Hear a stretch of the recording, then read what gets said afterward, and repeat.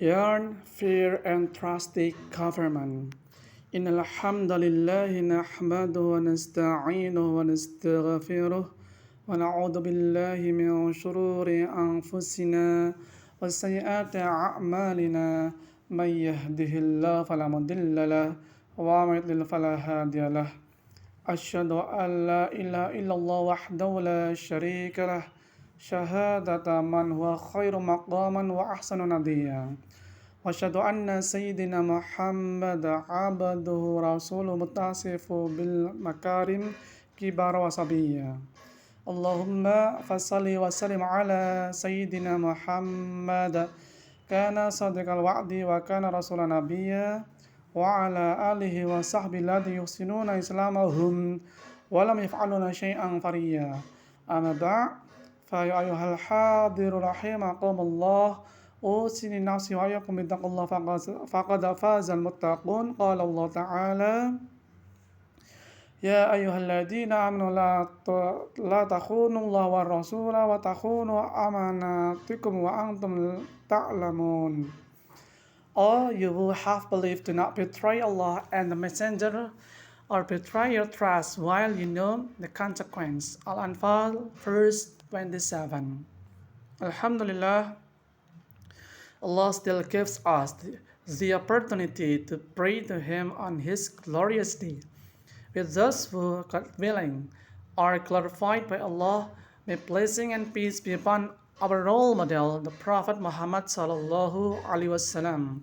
Let us continue to increase our fear of God by obeying His commands and avoiding His prohibitions.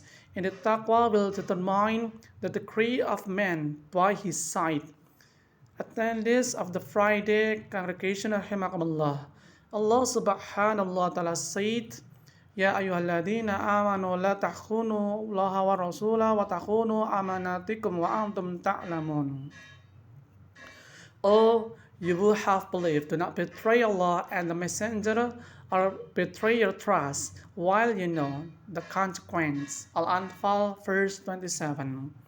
According to Ibn Abbas radhiallahu anhu, the above verse means do not betray Allah subhanahu wa ta'ala by abandoning His obligations, do not betray the Prophet sallallahu alaihi wasallam by abandoning His sunnah.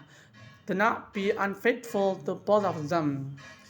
Among so many trusts, the most important is the trust of power. Rasulullah sallallahu alaihi wasallam said, the leader who leads the people is the manager, and he is responsible for the people he manages. Al-Bukhari. In accordance with the words of the Prophet ﷺ, whoever holds the trust of leadership of power or power will surely be asked for responsibility by Allah subhanahu wa ta'ala in the hereafter. The Muslim generation in the past was understand clearly of how heavy this trust of leadership and power was. Many texts verse confirms this. Rasulullah said, any ruler who is given the task of taking care of the people, then betraying them, he goes to hell. In other words, it is not a servant who is entrusted by God with the task of taking care of people, dies on the day of his death while he betrays his people. God forbids heaven for him.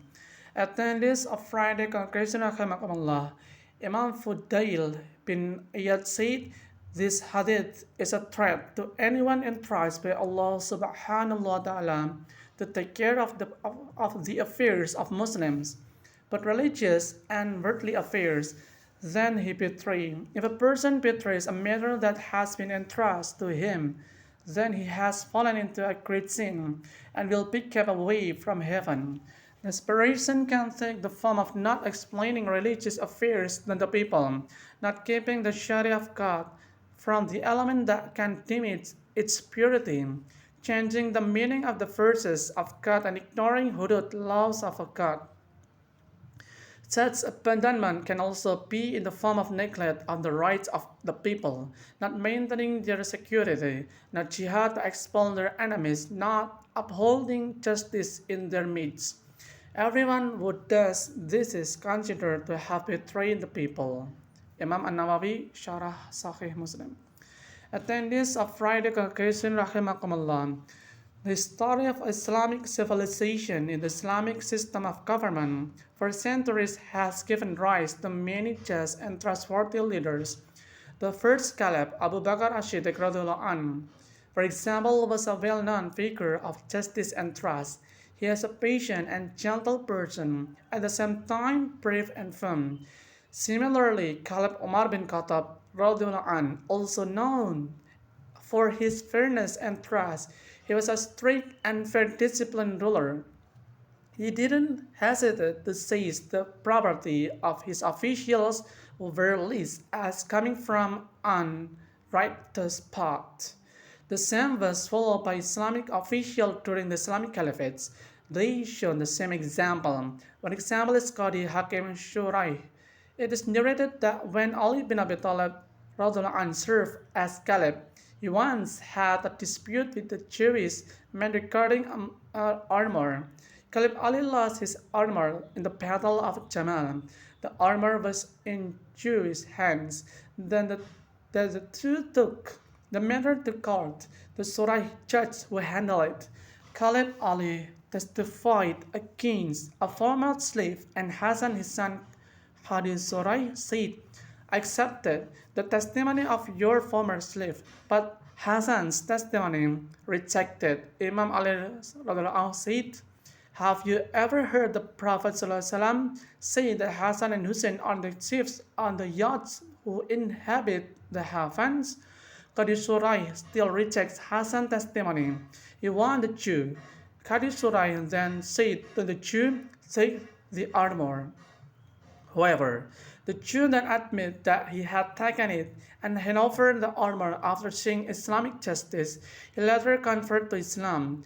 Clearly, only Islam can encourage leaders or rulers to always be fair, trustworthy, and not corrupt. Unfortunately, these just, trustworthy, and non corrupt leaders are unlikely to be born from the womb of the secular democratic system that is indeed a blasphemer.